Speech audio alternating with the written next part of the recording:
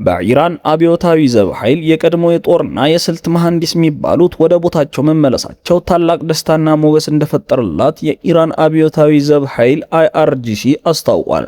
የአሜሪካው ፕሬዝዳንት ትራምፕ በበኩላቸው የኢራን ኒውክሌር ጉዳይ ድርድሩ ማይሰራና ማይሰምር ከሆነ የአሜሪካ ቁጣ በኢራን ላይ ይወርድባታል ሲሉ ዛሬም የተለመደ ማስፈራሪያና ማስጠንቀቂያ ሰጥተዋል።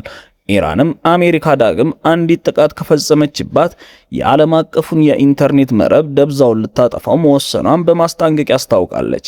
ኢራን አለች አሜሪካ አሁን በፋርስ ባህር አንድም የጦር መርከብ የላትም ነው ያለችው። በሌላ ዜና የአሜሪካ ወታደራዊ ሄሊኮፕተር የአሜሪካ የባህር ኃይል በኢራን ወደቦች ላይ የተጣለውን እገዳ ጥሶ እንዲቆም የተሰጡትን ማስጠንቀቂያዎች ችላ በማለታቸው MV ቪላኖቫ የተባለች የፓናማ ባንዲራ የያዘች የጭነት መርከብ መታመጣሏ ተሰማ። ሰላም ውድ ተመልካቾቻችን፣ ቻናላችን ሰብስክራይብ ይቀረዋል። ሰብስክራይብ በማድረግ ቤተሰብ ይሁኑ እንላለን። እንዲሁም ቪዲዮዎቻችን ሌሎች ሰዎች ጋር እንዲደርሱ ላይክ፣ ሐሳብ አስተያየታችሁን ኮሜንት ቦክስ ላይ ያስቀምጡልን እንላለን።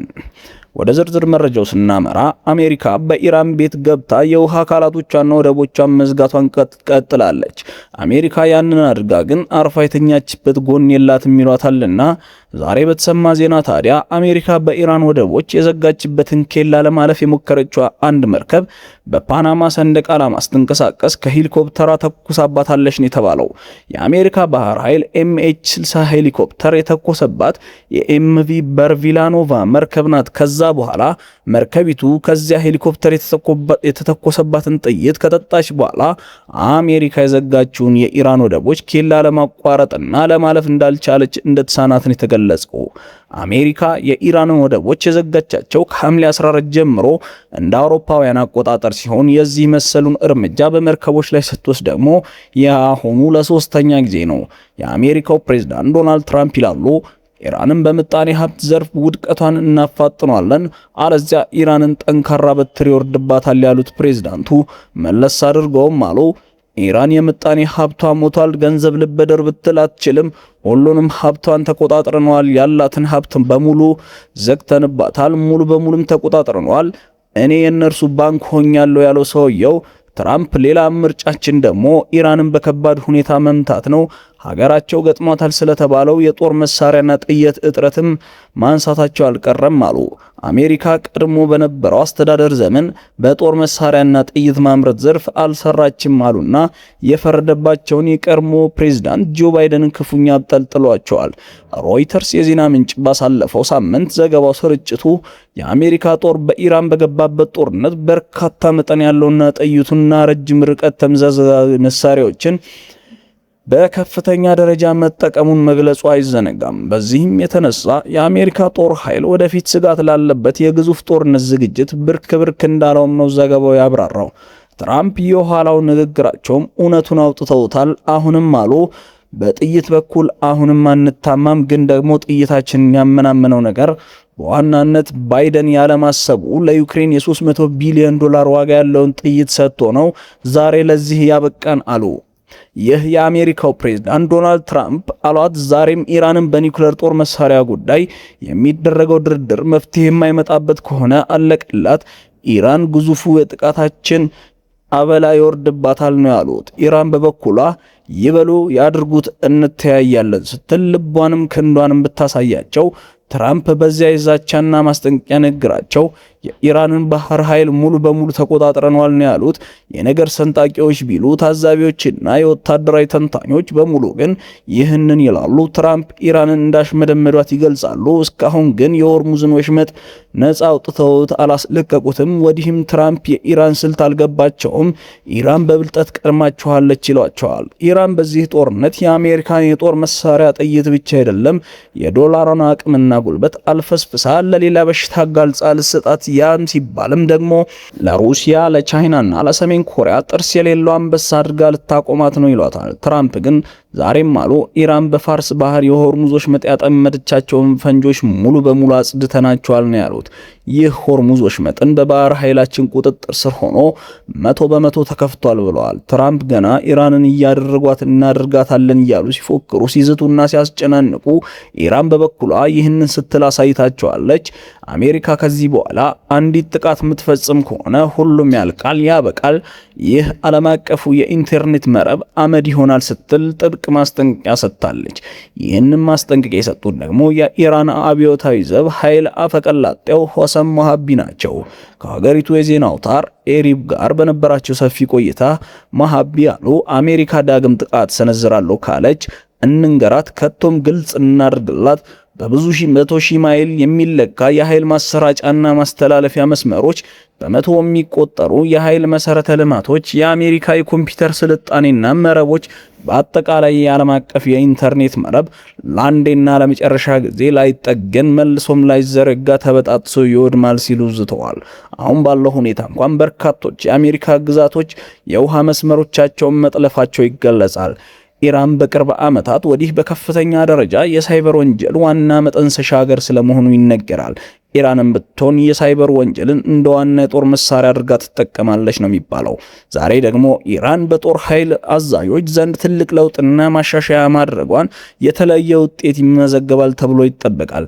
ያውም ኢራን ለከፍተኛው የብሔራዊ ጸጥታ ምክር ቤቷ ቀድሞ ስኬታማ አገልግሎት የነበራቸው ሰው ሞሰን ረዛኢን መልሳ ሾማቸዋለችና የኢራኑ መንፈሳዊ መሪ አያቶላ ሙጅተባ ኻሜኒ ሰውየውን የሀገሪቱ የብሔራዊ ጸጥታ ምክር ቤት ዋና ኃላፊ አድርገው ሾሟቸዋል ነው የተባለው። ረዛኢ ቀድሞ በኢራን አብዮታዊ ዘብ ኃይል ዋና አዛዥ በሆነው ስኬታማ ስራም የሰሩም ሰው ናቸው። አሁን ደግሞ በዚህ ወቅት የሆርሙዝ የውሃ ወሽመጥ አደጋው በከፋና በሰፋበት ከአሜሪካ ጋር ጦርነቱ በተፋፋመበት ኢራን በዚያ ሁሉ ማዕበልና ወጀብ በበረታበት ዋና እንዴት አቋርጣ እንደምታልፍ መስመር የሚመሩ አሻጋሪ መሐንዲስ ናቸው።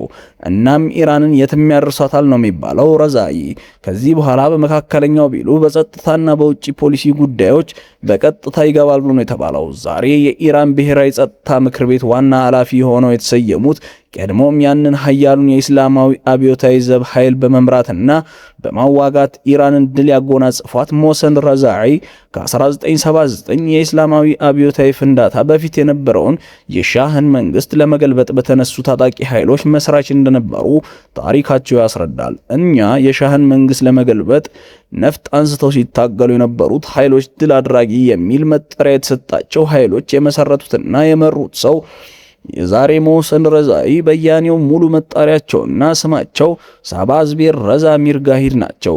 ረዛኢ ታዲያ በአውሮፓውያን ከ2019 ጀምሮ በአሜሪካ ማዕቀብ ውስጥ ያሉ ሰው ናቸው። ሟቹ የኢራኑ መንፈሳዊ መሪ ኮሚኒ ለአብዮታዊ ዘብ ኃይሉ ዋና አዛዥ አድርገው የሾሟቸው እንደ አውሮፓውያን አቆጣጠር በ1981 ሲሆን በ1997 ግን ስልጣናቸውን መልቀቃቸው ይነገራል።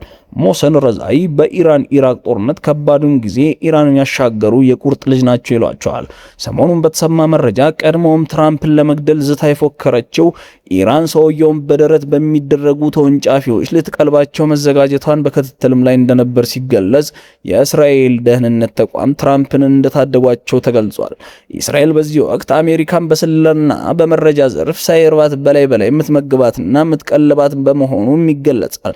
ትራምፕ ስንት ጊዜ አውሮፕላን በመቀየር ከእይታ ተሰውረው ይኖሩ ይሆን? ኢራን ግን ሳታጠፋቸው አታርፍም ነው የሚባለው። አሜሪካ በሆርሙዝ ወሽመጥ ሙሉ የባህር ኃይል ቁጥጥር ማድረጓንና ወሽመጡን ሙሉ በሙሉ መክፈቷን በምትገልጽበት በዚህ ወቅት ኢራን ግን ትላለች አሜሪካ ያንን ያለችውን ለማድረግ ቀርቶ ቀድሞ ነገር በፋርስ ባህር ላይ የቀራት አንድም የጦር መርከብ የለም ነው የምትለው። ኢራን አብዮታዊ ህዝብ ወይም IRGC አፈቀላጤው ብርጌደር ጀነራል ሐሰን ሞሃቢ በትናንትናው ማብራሪያቸው አሜሪካ ከ100 በላይ የጦር መርከቦች በፋርስ ባህር ነበራት። በኢራን ኢራቅ ጦርነት ጊዜም ከ30 እስከ 40 የጦር መርከቦች ነበራት። አሁን ግን አሉ አሜሪካ በፋርስ ባህር አንድ መርከብ የላትም፣ ዋሽንግተን ፍርሃቱ ርዶታል ሲልም ነው በኩራት የገለጹት። በዚህ ምስቅልቅል ቋጠሮና የእሳት ጭቅጭቅ ውስጥ የገቡት የአሜሪካው ፕሬዝዳንት ዶናልድ ትራምፕ ከኢራን ጋር ቅድሚያ የሚፈቱት ጉዳይ ቸግሯቸዋል ነው የሚላቸው። ይህ የሆርሙዝ የውሃ ወሽመጥ እያስለቀቁ ወይስ የኢራንን ኒውክሌር ጉዳይ በአሜሪካና በኢራን መካከል ያለው ጠላትነት በዚህ ዘመን ከተጀመረ እንዳልሆነና ምናልባትም ገሚሶቹ ከ5 አስርተ ዓመታት በላይ የጠላትነታቸው መርዝ እንደተተከለ ያሳያሉ። ከፊሎቹ ደግሞ ከዚያም ይርቃል ይዘልቃሉ ይላሉ።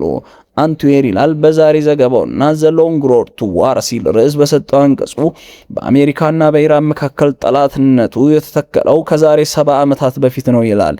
ይሁንና ግን ዋና ዋና የሚባሉት መገናኛ ብዙሃን የሁለቱን ሀገራት የጠላትነት ስር መሰደድ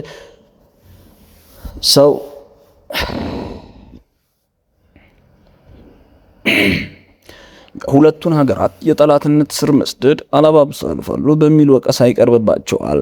ፋርስ ወይ ፐርሺያ በሚል የምትታወቀው ኢራን በዓለም ስልጣኔ እጅግ ያረጀና ያፈጀ የሸበተ ታሪክ ያላት ሀገር ናት ይሏታል። በአሜሪካና በኢራን መካከል ስላለው ጠላትነት ለማወቅ ከዚህ ዘመን መገናኛ ብዙሃን ዘገባዎች ምላሽ ማግኘት አይቻልም ሲል ዘገባው በጥልቀት ይተነትናል። በአሜሪካና በኢራን መካከል ስር ከሰደደው ጠላትነት አንጻር አሁን በዚህ ዘመን የተለኮሰ የጦርነት ሰደድ እሳት ቁልፍ ሆኖ ይፈታል ወይስ ከሁለት ባለፈ የድፍን ዓለምን ታሪክ በልቶት ያርፍ ጊዜ መጠበቅ ነው? ውድ የቻናላችን ቤተሰቦች ለዛሬ የነበሩ መረጃዎች ይህንን ይመስላሉ። ቻናላችንን ሰብስክራይብ፣ ቪዲዮቻችንን ላይክ፣ ሀሳብ አስተያየታችሁን ኮሜንት ስር ያስቀምጡልን። መረጃውን ዘገባውን ስናዘጋጅ በአበይት ኒውዮርክ ኒውስ እና አንትዌርን፣ ኒው አረብን፣ ፎክስ ኒውስ እና ዘ ኖርዌስት ስታር፣ ኒውስ ማክስ እና ሬውተርስ እና ጄሩሳሌም ፖስትን ተጠቅመናል። በቀጣይ እስከምንገናኝ ሰላም በእናንተ ላይ ይስፈን።